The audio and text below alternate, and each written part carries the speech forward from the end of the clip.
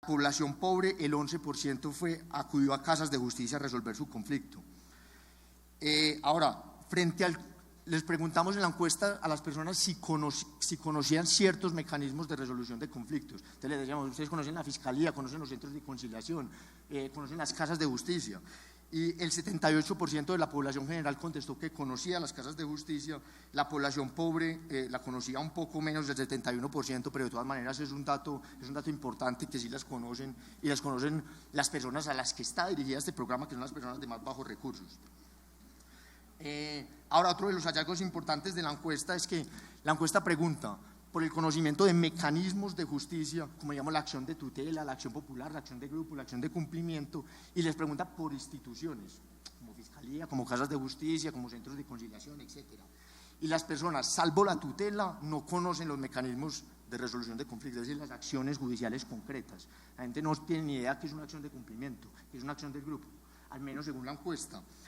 Pero la gente sí sabe qué es una fiscalía o qué es una casa de justicia. ¿Esto qué indica? Que las personas están más familiarizadas con las ventanas de oferta que con el mecanismo específico. Entonces, lo que sugiere este resultado es hay que apostarle más a esta oferta de ventanas en la que la persona vaya, exponga su caso y no tenga que saber cuál es el mecanismo que tiene que utilizar. O sea, la persona no tiene que saber que tiene que poner una acción de restitución, no, simplemente que sepa que existe la ventana, y esa ventana lo reconduzcan a la ventana idónea para resolver su conflicto. Ahora, los principales cuellos de botella que hacen que las necesidades jurídicas sean insatisfechas, según esta encuesta, son: primero, la mora del sistema de justicia, y dos, la demanda disuadida. Nosotros encontramos que la totalidad de las necesidades jurídicas que tiene la población general, más o menos en 4 de cada 10 casos las personas no hacen nada. Entonces, un programa nacional de casas de justicia bien estructurado podría afrontar con fortaleza este obstáculo para acceder a la justicia y lograr que más necesidades jurídicas sean satisfechas y no insatisfechas.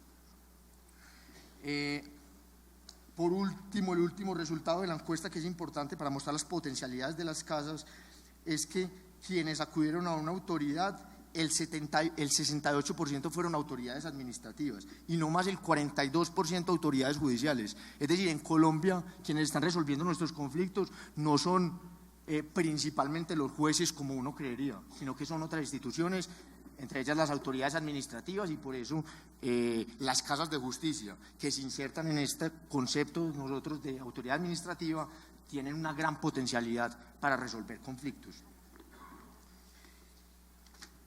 Bueno, ahora voy a detallar un poco ciertos hallazgos de la encuesta para pasar finalmente a las recomendaciones.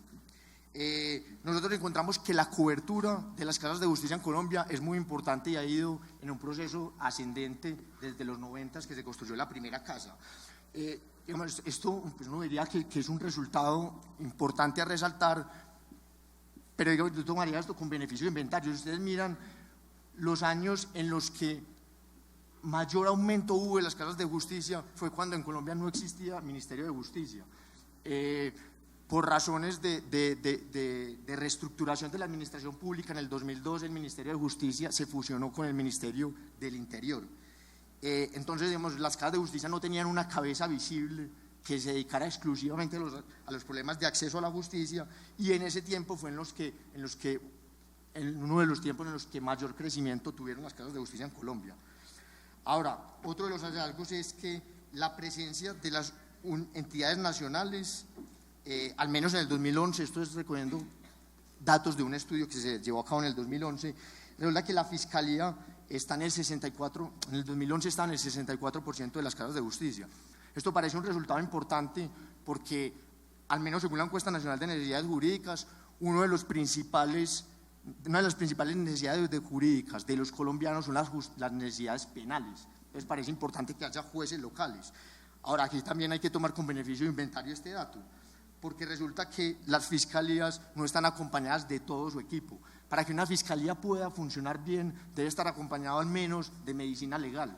Y resulta que medicina legal en el 2011 nomás tenía presencia en el 16% de las casas de justicia. Entonces no tiene ningún sentido no construir casas de justicia, que se supone que es un centro donde yo voy a encontrar toda la oferta y ahí me van a solucionar mi caso y que pues no haya medicina legal. Entonces, es decir, yo voy donde el fiscal, les pongo mi caso y me dice, sí, pero pues vaya medicina legal que queda en otro lado. Entonces no tiene, o sea, yo no estoy concentrando la oferta, que es lo que pretendía el modelo de casas de justicia. Y no solo eso, en nuestro trabajo a las 8 casas de justicia encontramos que muchos de los fiscales que están en las casas ni siquiera son competentes para recibir denuncias. Entonces son fiscales que simplemente tienen una oficina dentro de la casa de justicia y pues llevan los casos que les mandan por reparto, pero ellos en realidad pues están trabajando a puerta cerrada, no están atendiendo a nadie porque no reciben denuncias. Entonces no tiene ningún sentido uno decir, pero hombre, tenemos muchos fiscales, pero resulta pues que los fiscales no están atendiendo a la gente. Ahora, frente a la presencia de entidades locales, encontramos que el 100% de las casas de justicia tienen coordinación. El problema es que la coordinación en las casas de justicia en Colombia no coordina nada, porque no es un superior jerárquico de las personas que trabajan en la casa de justicia. Entonces, digamos, el coordinador no puede ir a decirle al fiscal, hombre, usted no vino a trabajar o llegó tarde, o decirle al comisario, porque no es superior de él. Entonces, lo que hacen los coordinadores en realidad es mirar pues, que no se haya fundido un bombillo, como cosas que no es coordinación. Bueno, frente a la capacidad administrativa, encontramos que la mayoría de personas no están en carrera administrativa, entonces esto genera mucha rotación. Por ejemplo, muchas personas que están siendo atendidas por un psicólogo, resulta que el psicólogo mañana es otro. Entonces muchas personas pierden credibilidad en la casa de justicia y esa rotación se da pues porque no hay carrera administrativa, sino que son contratos, modalidades flexibles de contratos de prestación de servicios más que todo. También encontramos que muy pocas casas de justicia reportan al sistema de información de las casas. Entonces en Colombia no hay datos sobre las casas de justicia. Bueno, y finalmente quiero decir 2 o 3 recomendaciones. El hallazgo principal es que las casas de justicia se han ido construyendo sobre la marcha. Parece que hay recursos, hay un lote y se construye una casa de justicia, pero nunca nos hemos detenido a pensar, bueno, ¿hay que hacer una casa de justicia o no? Esto implica tener datos, por eso hay que mejorar los sistemas de información. En Colombia se construyen casas de justicia sin saber cuáles son las necesidades de esa población en específico. Entonces, es decir, abrimos una casa de justicia y ponemos un comisario de familia. Si tuviéramos datos, de pronto nos damos cuenta que no necesitamos ahí un comisario de familia, lo que más necesitamos es un fiscal, pero eso no se hace en Colombia. Entonces hay que mejorar los sistemas de información y hay que mejorar algunas de las funciones. Por ejemplo, articular los sistemas de justicia más consensual también con la justicia de martillo, con la justicia adjudicataria. Lo que nosotros encontramos, puede que esto ya haya cambiado, pero en ese momento, no más en una sola casa de justicia, que es en la de Cali, había jueces. Y nosotros creemos que en todas las casas de justicia debería haber jueces de pequeñas causas. Lo que nosotros proponemos en el informe es que se debería adoptar un modelo parecido al de jueces de pequeñas causas que existe en Brasil y que en Colombia fue estudiado en los 90 por Rodrigo Primni. Allí lo que sucede es que en Brasil uno va a estos jueces de pequeñas causas y primero lo redirigen hacia un equipo de conciliadores. Si esa conciliación fracasa, las 2 partes pueden ponerse de acuerdo para decidir, bueno, sometemos este caso a un árbitro que falle en equidad o lo sometemos a un juez. Y ahí termina, y ahí se resuelve el caso. En Colombia lo que pasa en las casas de justicia es que, como todo es justicia consensual, entonces si la contraparte no va a la audiencia, pues no hay forma de obligarlo y pues llevar ese caso, que es de muy poca cuantía, al sistema judicial no vale la pena, me vale mucho más llevarlo al sistema judicial pues que quedarme con ese problema pues sin hacer nada. Entonces lo que nosotros proponemos es debería adoptarse un modelo parecido que incluya no solo justicia consensual, que es muy importante, pero finalmente justicia de martillo, dado el caso que si las partes no se ponen de acuerdo, pues tengan la seguridad que van a salir con una solución. Hoy en Colombia no hay seguridad de salir con una solución a las casas de justicia. Muchas gracias. Bueno, muchísimas gracias a Sebastián por compartirnos esta investigación. Hay una publicación de esta investigación que hizo de justicia, que es fácilmente asequible en la página web de la organización. Voy a referir de manera muy breve porque se nos corrió un poco el panel para darle espacio al último panelista. Sebastián nos ha dado a conocer pues, los resultados, el modelo, la potencialidad que tienen las casas de justicia.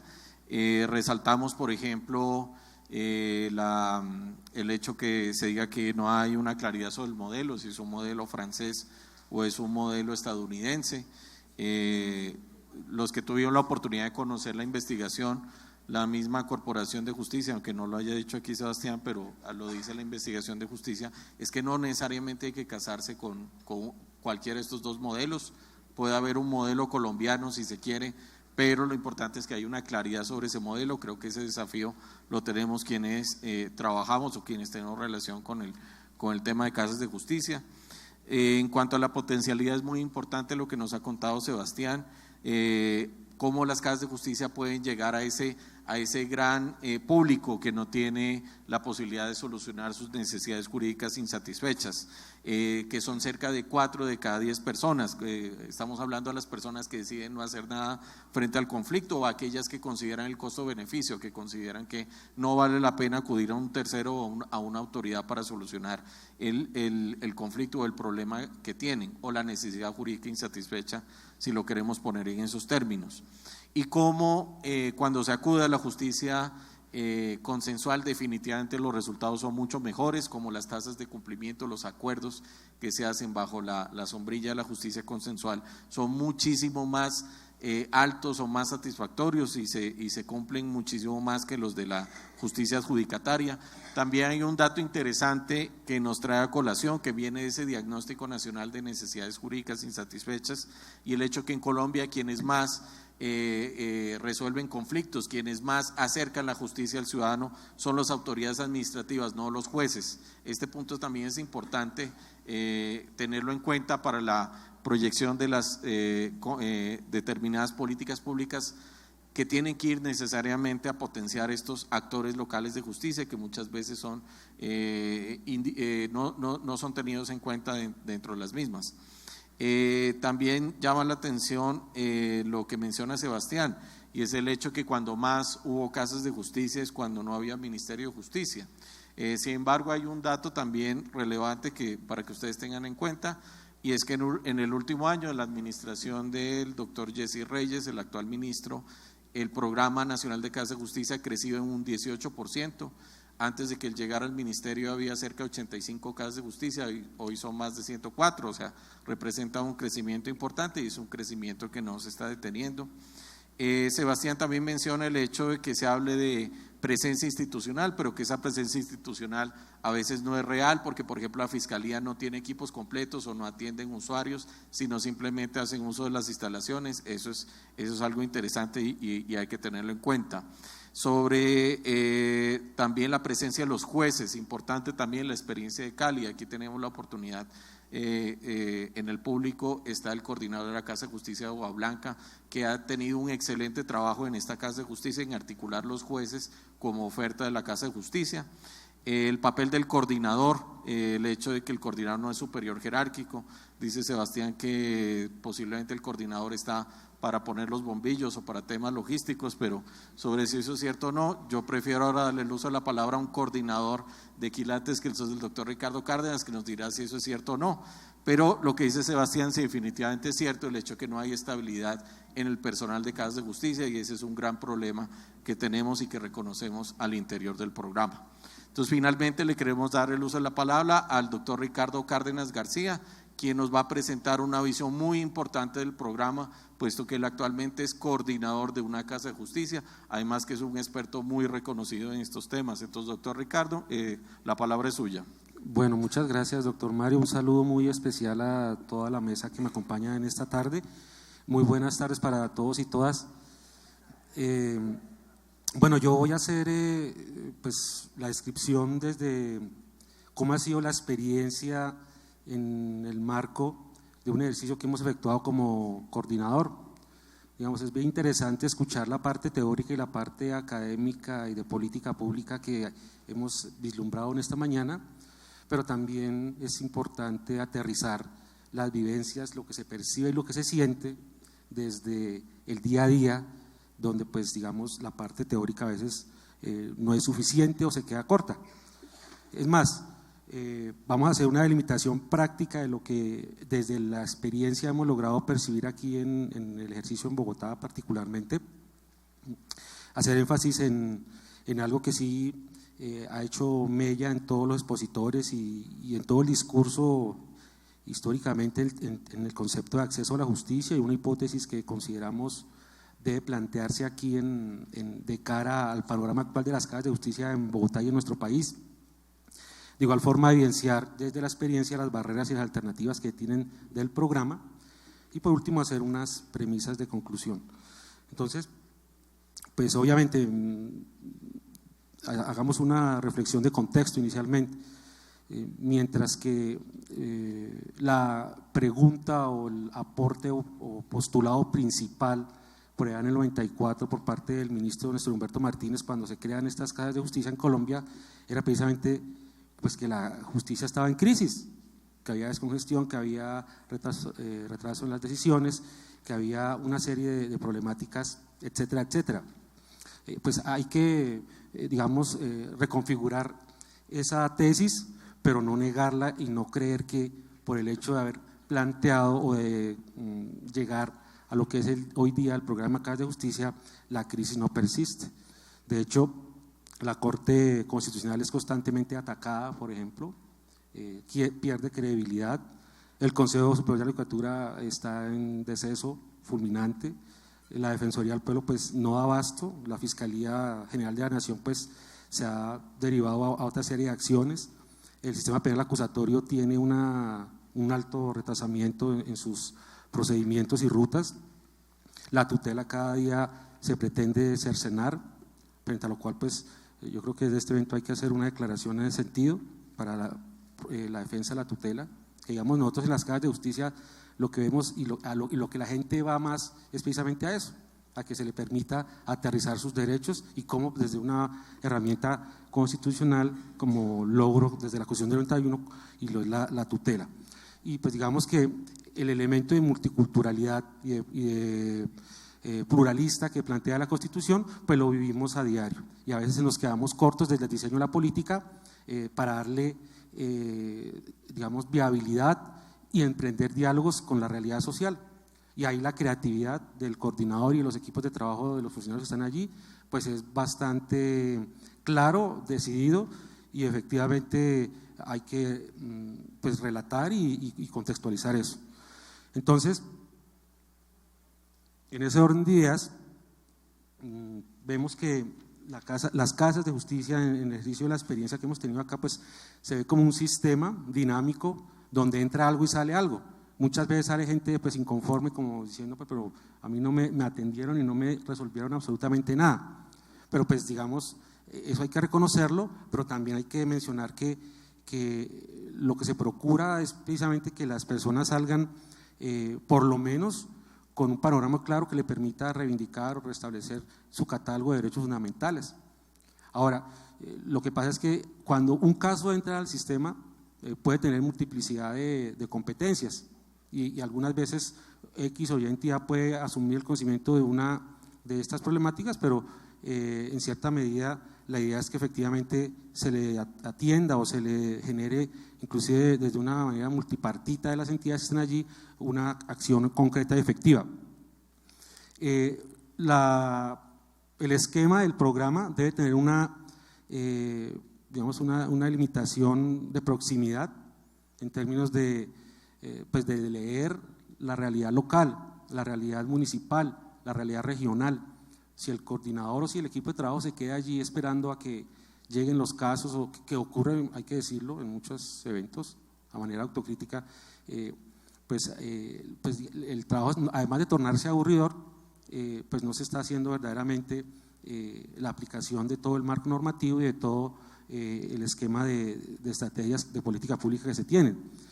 Esa proximidad apunta a lo étnico, apunta a lo cultural, apunta a la diversidad de género, a la diversidad generacional. Entonces, en ese orden de ideas, las entidades deben preocuparse en términos de proximidad, pues cómo ser más cálidos, cómo tener la cobertura efectivamente que trascienda más allá de la oficina, en donde se le han dispuesto unas sillas para conciliar o para dirimir allí conflictos o para charlar. De igual forma, lo que tiene que ver con presencia de sus acciones. Por eso es que una de las estrategias que aquí ha tenido éxito en Bogotá es el anclaje de casas móviles a casas fijas. Entonces ya no es solamente la casa allí bajo el esquema de las paredes y bajo el esquema de las rutas y de todo lo que ustedes ya conocen, sino pues llegar a las comunidades con casas móviles que, pues digamos aquí en Bogotá, de las 19 casas de justicia que existen en Bogotá, pues ya 4 están articuladas a casas fijas. Entonces, otro elemento es que las entidades pues deben tener como lo ven ustedes en la eliminación práctica de la gráfica, pues una identificación de quiénes son las entidades. Uno lo que observa es que la diversidad de oferta institucional varía tanto que por lo menos lo que tiene que ver con el contexto urbano, en una casa de justicia que no es tan relativamente distante de otra, el acceso a la justicia y el acceso a las entidades allí puede estar enfocado o puede estar parcializado por la no presencia y sobre todo de entidades del orden nacional. Hay que decirlo así abiertamente, y ya que el Ministerio está haciendo esta actividad, porque pues digamos, algo que hemos visto en los 20 años de las casas de justicia en Bogotá es que las entidades de orden nacional que han hecho presencia son la Fiscalía, la Defensoría del Pueblo, en algunos casos como la Casa Fontibón, el Ministerio del Trabajo. Y digamos que los conflictos laborales son supremamente importantes y numerosos en cualquier contexto de las localidades urbanas. Por otro lado, lo que tiene que ver con la gestión, las casas de justicia tienen una gestión institucional, pero también de igual forma desde mecanismos no formales y pues comunitarios. Y algo que se ha invisibilizado en cierta medida es el trabajo que desde las comunidades y desde los operadores comunitarios se hace. Hay ejemplos muy buenos donde figuras como la conciliación y equidad tienen dinámicas de autonomía al interior de una casa de justicia, como por ejemplo la Casa de Justicia de Fontibón, donde existe una oficina para atender la ciudadanía, donde los conciliadores hacen eso de manera autónoma y donde pues digamos no existen entidades del orden municipal o distrital que acompañarían este ejercicio como existen en otras localidades, que sería el caso de las unidades de mediación y conciliación. Otro aspecto para la limitación del tema es lo de las necesidades jurídicas. Necesidades jurídicas en términos de gratuidad, en términos de celeridad, de eficacia, de eficiencia, pertinencia, de oportunidad, entre muchísimas más. Aquí lo importante es que desde el ejercicio práctico se delimiten las conflictividades y se reconozcan, porque hay muchos conflictos que no se visibilizan y hay muchos conflictos que, sobre todo tratándose de temas de convivencia, no son abordados por nadie, por la policía a veces, y la policía lo que hace es pues obviamente aplicar una serie de estrategias de cohorte o basados desde la autoridad y pues en cierta medida eso tiene también un vacío que hay que mejorar allí. El otro aspecto que cierra el ciclo es lo relacionado con el acceso a la justicia y pues digamos aquí lo que debemos tener claro es por qué nosotros estamos hablando de acceso a la justicia, de dónde viene esa idea y por qué nosotros después de 20 años de estar aquí aplicando este esquema multipuertas, pues el acceso se ve y se evidencia que existen cada vez más barreras. Pues digamos que yo sí creería en la constitución de un modelo criollo de casas de justicia, donde efectivamente nos basemos en la experiencia rural, en la experiencia que emana del conflicto social y armado, por ejemplo, donde operadores que están verbigrados al margen de la ley en unos sectores rurales, pues han suplido la presencia del Estado. Y uno lo que ve es que el discurso del Estado lo que ha tratado es de arraigar o de extender a partir de las estrategias de los mecanismos alternativos de resolución de conflictos, el control de las comunidades que están administrando justicia. ¿Y qué pasa con la justicia? Pues sigue en crisis, pero los postulados que digamos uno observa de cómo las mismas instancias judiciales deben estar digamos proclives al enrutamiento y a la eficiencia de los intereses del mercado, eso no se discute. Digamos aquí sería una de las premisas que tendríamos que mirar los resultados que dan, digamos, los casos que se conocen en la justicia ordinaria frente a lo que conocemos nosotros en casas de justicia. Digamos que no se trata de decir cosas de menor entidad, conflictos pequeños, justicia de pobres o situaciones donde de manera peyorativa después frente al inadecuado abordaje de un conflicto por convivencia, pues vamos a encadenar en la aplicación de una medida del derecho penal o acciones enmarcadas dentro del acceso a la justicia institucional, jurisdiccionalmente hablando. Lo que tiene que ver con el acceso a la justicia, habría que mirar 3 elementos que nosotros en las casas de justicia procuramos se cumplan. Esos 3 elementos son los que ustedes ven allí.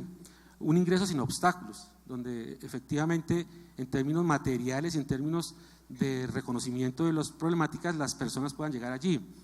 Que efectivamente si alguien llega a una casa de justicia salga con una solución dada desde el marco formal, no formal o comunitario, y por último que esa solución se cumpla, porque lo que se observa es que las soluciones pueda que se den y de pronto se materialice la acción de la entidad o del operador comunitario, pero no se cumple la medida o no se cumple la solución. En este orden de días vemos que el acceso a la justicia adquiere 2 grandes dimensiones. Una, en un sentido estricto, en donde dejemos esa responsabilidad únicamente a las entidades del Estado. Entonces miremos a ver cómo la Fiscalía mantiene su programación, o la justicia administrativa desde la inspección de policía o la comisaría de familia programe a 2 o 3 meses situaciones que son de vital importancia y que pues revisten pues una necesidad frente a derechos superiores, como decía por ejemplo los niños, etcétera.